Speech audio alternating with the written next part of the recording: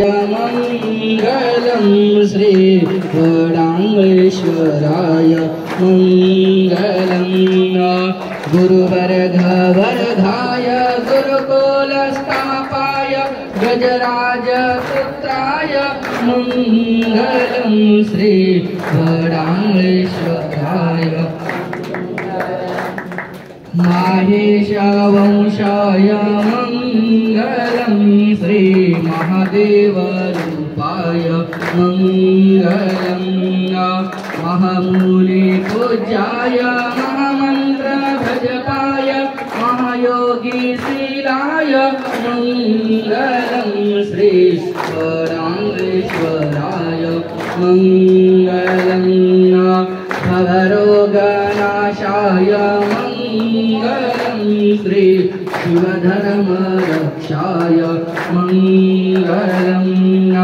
शिवलिङ्गलोलाय शिवदीक्षादाताय भवरोगवैद्याय मङ्गलं श्री वडाङ्गेश्वराय वडाङ्गक्षेत्राय मङ्गलं श्री वैराग्यभरिताय मङ्गलं ब्रह्मज्ञानबोधाय ब्रह्माण्डभरिताय ब्रह्मैक्यरूपाय मङ्गलं श्री मङ्गलं गुरुगङ्गाधराय मङ्गलं श्री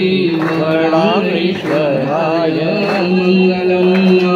कर्पूरगौरं करुणावतारं संसारसारं भुजगेन्द्रहारं सदा वसन्तं हृदयारविन्दे भवं भवानी सहितं नमामि अर्भूर्दीपं निराजयामि।